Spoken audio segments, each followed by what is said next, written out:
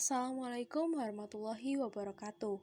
Di video kali ini saya akan menjelaskan subbab 5.3 pandangan ahli terhadap pembaca sastra.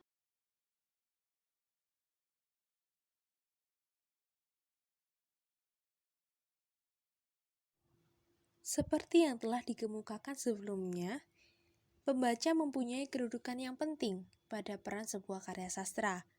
Perlu diingat lagi bahwa pembaca sastra adalah pemilih, penerima, penafsir, pemberi dan penyusun makna karya sastra sehingga menghasilkan nilai-nilai tertentu. Peran pembaca yang kompleks inilah yang menjadi sebuah kajian yang menitikberatkan kepada peran pembaca itu sendiri atau yang bisa disebut dengan pendekatan pragmatik. Berikut adalah tokoh-tokoh yang menonjol dalam mengembangkan pendekatan pragmatik.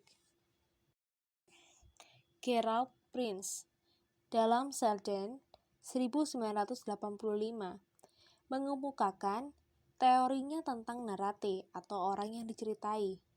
Poin pertama, narate adalah orang yang kepadanya pencerita menyampaikan wacananya. Poin kedua, narate berbeda dengan pembaca. Lalu, pencerita dapat mengkhususkan narate berdasarkan jenis kelamin, kelas, situasi, ras. Selanjutnya ada pendapat menurut Hans Georg Gadamer.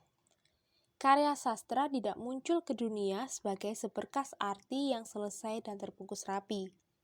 Arti sendiri bergantung pada situasi kesejarahan penafsir. Pendapat ini didapatkan dari Selden tahun 1985.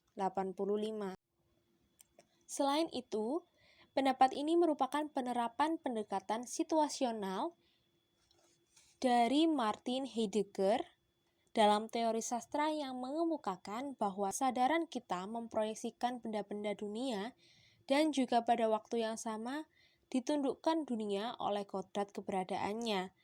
Keberadaan itu adalah keberadaan yang sebenarnya di dunia ini. Selanjutnya ada Stanley Fish.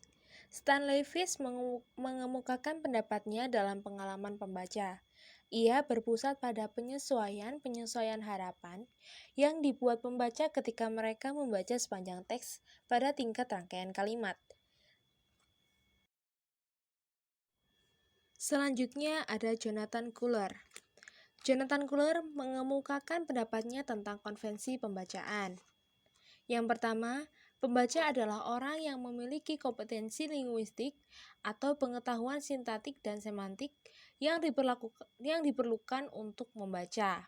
Yang kedua, teori pembacaan harus mengungkap operasi penafsiran yang dipergunakan pembaca. Pembaca yang berbeda akan menghasilkan tafsiran yang berbeda. Yang ketiga, konvensi yang dapat diterapkan pada satu genre tidak dapat diterapkan pada genre dan konvensi penafsiran. Maka konvensi penafsiran akan berbeda dari satu periode ke periode yang lain. Selanjutnya ada Michael Rivatere.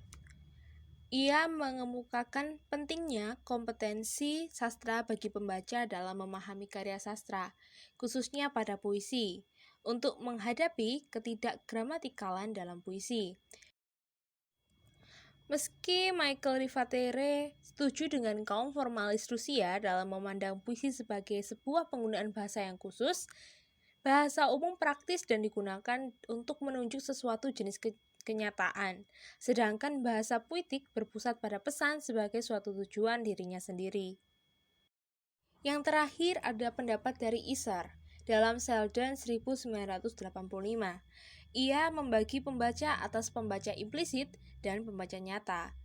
Pembaca implisit adalah pembaca yang diciptakan sendiri oleh teks untuk dirinya dan menjadi jaringan kerja struktur yang mengundang jawaban, yang mempengaruhi kita untuk membaca dengan cara tertentu. Dan juga pendapatnya yang terakhir adalah pembaca nyata adalah pembaca yang menerima citra mental tertentu dalam proses pembacaannya.